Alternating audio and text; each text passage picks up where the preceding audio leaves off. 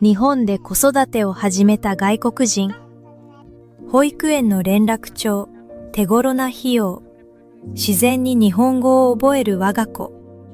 なぜ日本の子育ては丁寧なのでしょうか。These are things my 1.5-year-old does that I find interesting because he goes to Japanese daycare. Baby talk sounds Japanese. Yatta. What else? Does that sound English to you guys? We only have one child, so we don't really know what to compare it to. If we tell him to stop, or wait a minute, he might not react, but if we say, ちょっと待って or ダメ, he will stop, or wait a minute. Instead of saying, yay, when he accomplishes something, he goes, yatta! Favorite foods are natto, which is fermented soybeans. He loves salted rice or rice onigiri of any kind. He loves Japanese curry, and he likes shrimp-flavored chips. He sometimes will go matane. Loves anpanman, which is a bread superhero here in Japan. He loves using chopsticks. Instead of singing Twinkle Twinkle Little Star, because I've never sung that to him, we sing Kira Kira no Boshi, which is the Japanese version of Twinkle Twinkle Little Star. He bows at appropriate times. It's really, really cute. And if I think of anything else, I'll do a part 2, but for now, that's everything I can think of. 治安が良すぎる。外国人が驚く東京での子育て事情とは。A lot of places are quite small and lines are not uncommon, and finding high chairs can be hard to come by. So if you don't know where you're going, it can be difficult. Second thing that surprised me is the independence of children here is unbelievable. It is not uncommon to see kids walking themselves to and from school from a very young age, or going to the playground and playing independently, and that's purely because it's so safe here. Lastly, how quiet it is. For one of the busiest cities in the world, it is extremely peaceful and quiet, and people are very respectful. However, personally, raising a toddler who is finding his voice or experimenting with his emotions can be challenging. 母国へ持ち帰りたい。ママが感動した日本の安全とは。Especially with daughters. Since moving to Japan, I've realized how much less I stress about little things like taking my daughter to the park or going grocery shopping, going to the mall. Back home, I would be checking my shoulders all the time, making sure no one's watching me, making sure no one's following me. And if anyone were to come and approach me, I would be weirded out by it. But in Japan, that's just not something that moms worry about. People come and approach me at the park all the time, just tell me Dylan's cute. And I don't have to be worried about getting up and running away from them. She's free to just roam around and be a child and go wherever she wants. Obviously, I still have an eye on her. Obviously, there's pros and cons to living anywhere, and there's things about the US that I like better than Japan, and things about Japan that I like better than the US, but not worrying about me and my daughter's safety every day is one thing that I wish I could take back with us from Japan to the US. 安すぎる。海外の親も羨む日本の幼稚園の驚きの費用とは。Preschool or daycare, whatever it is in your country. Okay, so this school you can choose from 2 to 5 times a month, and if you choose 2 times a month, it's 31,900 yen or $214.49 a month.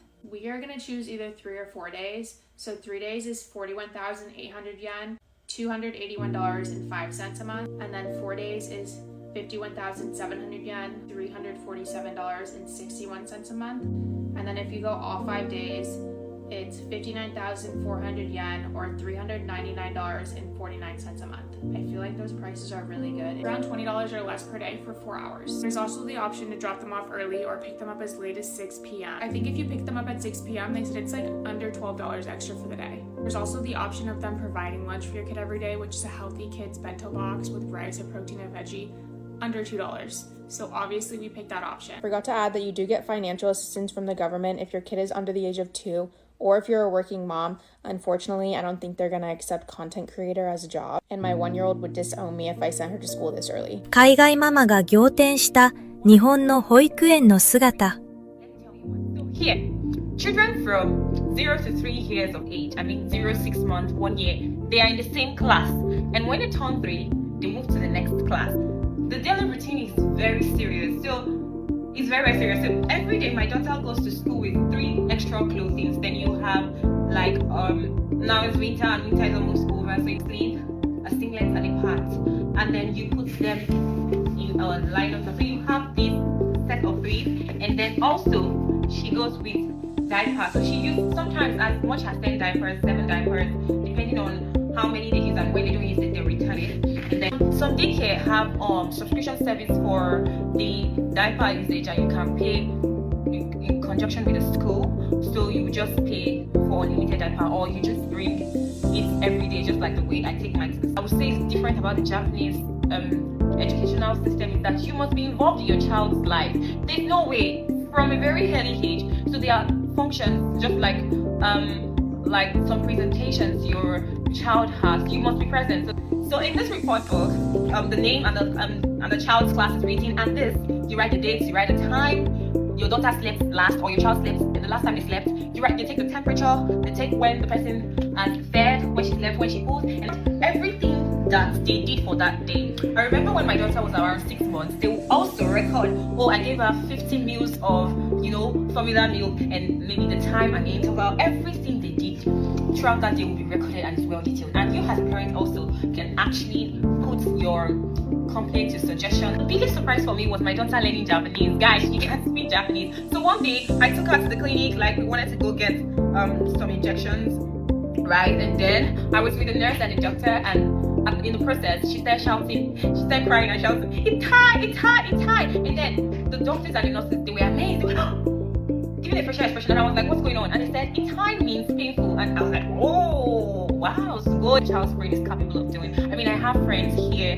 that their children speak 3 languages, and maybe they're 6 or 5, and then they can speak so many languages. You don't know how capable the children's brain has. Did you raise your child in Japan? スイス人ママが驚いた縁の手紙とは。 And they just started summer break, and they got a really cute and thoughtful letter from the kindergarten, and I thought I want to share it with you. I don't think we ever got something like this in Switzerland, so let's start. So basically there's a really cute illustration on the top, as you can imagine, in Japan, and it says the teachers really hope the kids have a blast during the summer vacation, and they hope everybody comes back safe and healthy after summer break. And then there's a whole lot, I promise to the teacher and to the other students. So for example, number 1 is I go to bed early and wake up early and keep my schedule. I don't forget to wash my hands, gargle and brush my teeth. I help my parents at home. I always wear a hat outside, and I go outside when it's a little bit cooler. I follow traffic rules and be careful on the street, and I don't play at dangerous sites. I never go out by myself. I always let mommy and daddy know.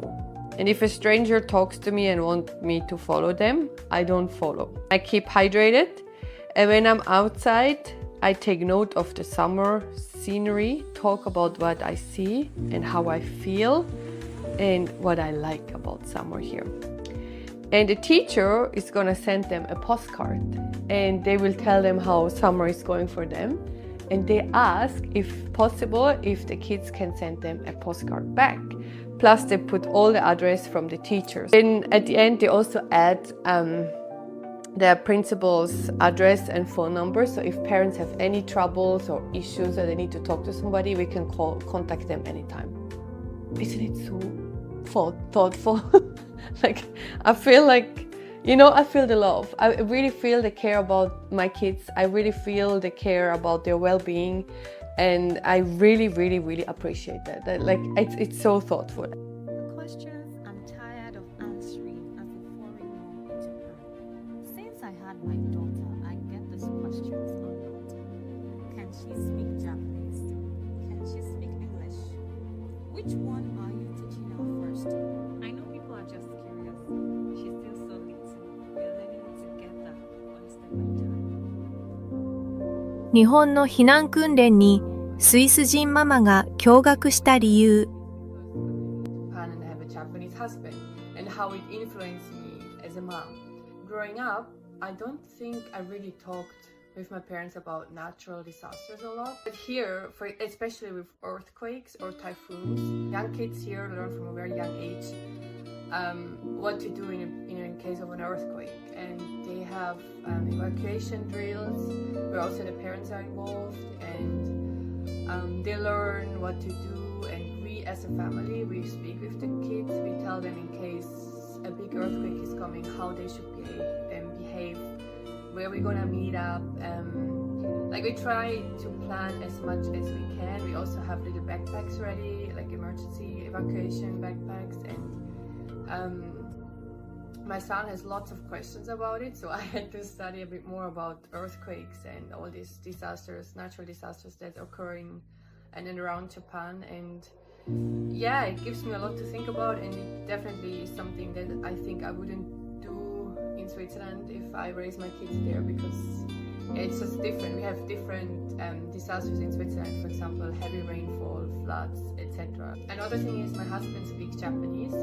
I speak Swiss German, together we speak English, so yeah, we have no choice kind of, because we have to raise the kids trilingual. We want them to be able to communicate with daddy, with mommy, and as a family we speak English. And so far it's going great, I would say. And the other day Leo asked me, Mom, why is your language so different from here?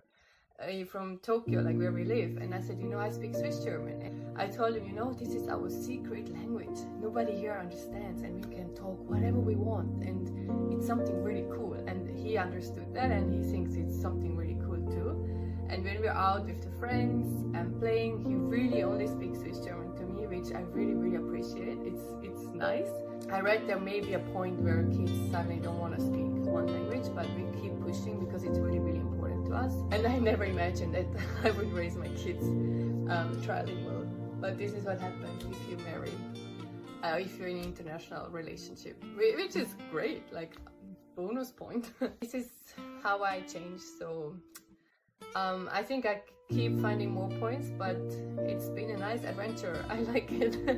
So thank you for being part of it. 猛暑の東京でママが初めての運転に挑戦。Japan, and I was born in Switzerland, and my son has been sick for quite a while, so he has to go, like it's a bacterial infection or virus, I don't know. So we had to go to the hospital to check it and get medicine, and we had to go back like 3 times this week to check if everything is fine, and he's doing much better, luckily. But living abroad, raising your kids abroad really pushes you out of the comfort zone and makes you do things that you would normally never do. For example, I told myself I never drive a car in Tokyo because it's just crazy. But today is 32 degrees.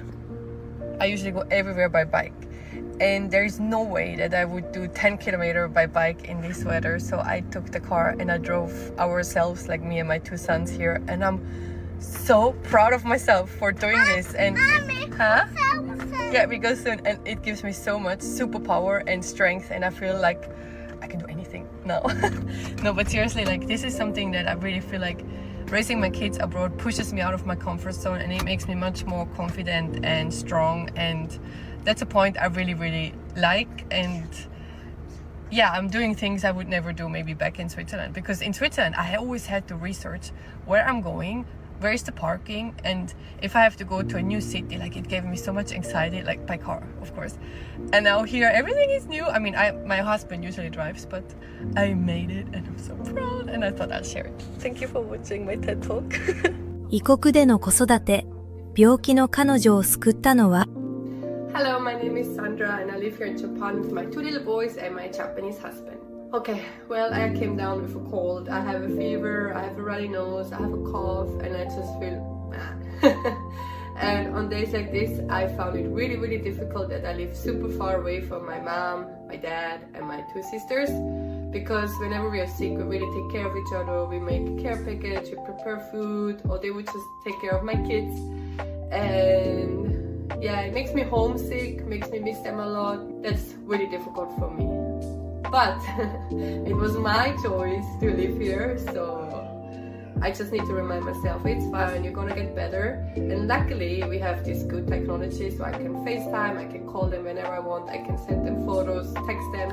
And for me it's really important to talk with my mom. For example, if my kids have a fever, I need to know her opinion, what I should do, because yeah, I rely on my mom still. Yeah, so this is really hard that I can't really see her face to face. And we are really blessed with an amazing support system here in Japan as well. So for example, Yusuke's parents prepared a lot of food for us.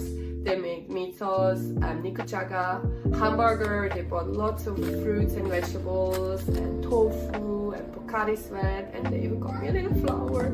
I don't know, that makes me feel much better, and I think I can heal faster.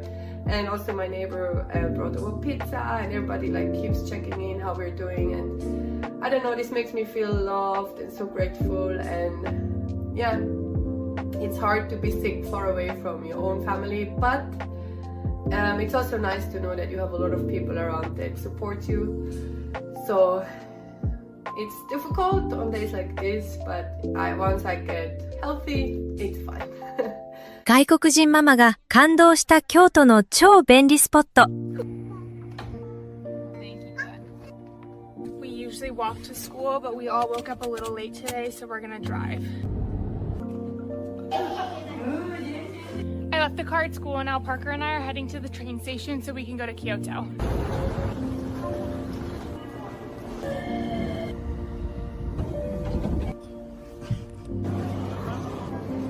Sean needs more coffee pods, so our first stop is Nespresso. They have one in the Kyoto station. I just ran out of matcha, so that's our next stop. This is where I get all my matcha stuff. I'm not a bougie matcha girl. I literally just get the cheapest one. I accidentally ended up in the basement, but we're gonna get Parker one of these juices. I'm gonna look in this bakery now for Dylan's after school treat. I think there's a playground up there, so I'm gonna take Parker up there next. I cannot find this playground anywhere. I just came all the way up here and it's not up here. I finally found it. It's on the 4th floor of the South Building in Kyoto Station, if anyone was wondering. This looks insane. They also have a breastfeeding room up here, and then this vending machine also has diapers and wipes. Parker ended up eating all of Dylan's after school treat, so we're gonna go find something else for her right now.